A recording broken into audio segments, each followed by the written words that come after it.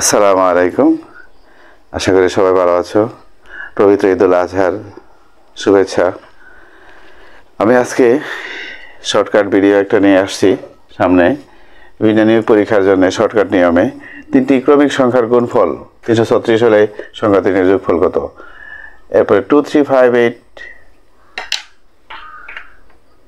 পরবর্তী 3টি সংখ্যা নির্ণয় করো। এটা একটা ফিবোনাক্কি দ্বারা। এই দ্বারাটার নামও আছে, পরীক্ষার নামও আসতে পারে যে পরীক্ষার দ্বারাটার নাম কি। দ্বারাটার নাম হইল ফিবোনাক্কি। ফিবোনাক্কি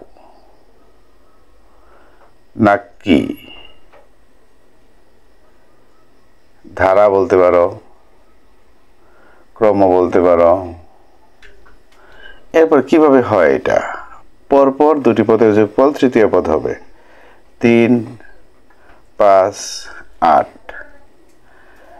এরপরে 5, 8, 13। তাহলে এখানে কত পাইলাম? 13। 5, 8, 13। 8, 13, 21। কত পাইলাম? 21। 13, 21। কত পাইলাম? 4, 3, 34। এত হয়ে গেল। একেবারে সহজ। এই ফিবোনাক্কি ধারাটা বুঝতে হবে যে পরপর দুটি পদের যোগফল পরবর্তী পদ হয় কিনা, এটা আমাকে বুঝতে হবে। আশা করি বুঝছো। দেখলে আগে চিন্তা করতে হবে ধারাটা কিসের ধারা। পরপর দুটি পদের যোগফল তৃতীয় পদ হবে। খুব সহজ, কঠিন তেমন কিছু না। এরপর এইটা একটু কঠিন। 3টি ক্রমিক সংখ্যার গুণফল এত হলে সংখ্যা 3টির যোগফল কত। এটা কিন্তু একটু কঠিন। এর পরীক্ষা থাকেই, এই জন্য তো একটু কঠিন।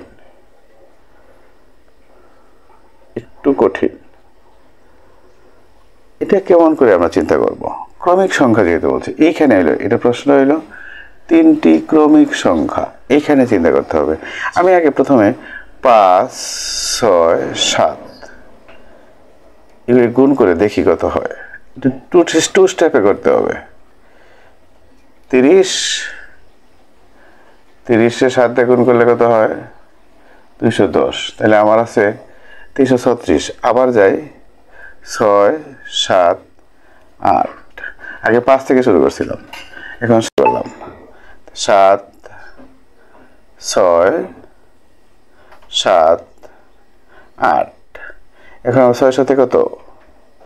42। আর 8 দিয়ে গুণ করলে কত হয়? 8 দুগুণে 16। হাতে আছে 1। 32 আর 1 কত?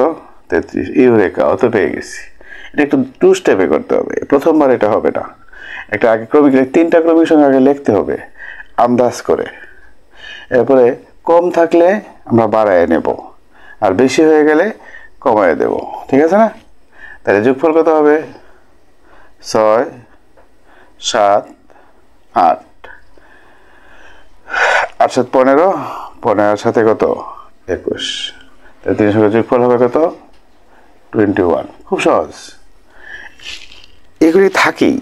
আজকে যে 2টা ধারা দিলাম এগুলি অবশ্যই থাকে। এই জন্যে এগুলি নিজেরা বানায় প্র্যাকটিস করতে হবে।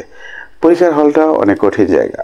ওই সময়ে মনে পড়া এটা একটা আল্লাহর মেহেরবানিও তো বটেই, কিন্তু প্র্যাকটিস করতে হবে। প্র্যাকটিস না করলে কিন্তু এগুলি আসলে করা সম্ভব নয়।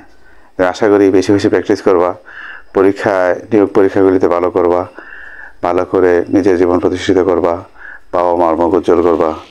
এই আশাবাদ ব্যক্ত করে আজকের ভিডিও এখানে শেষ করছি। আল্লাহ হাফেজ।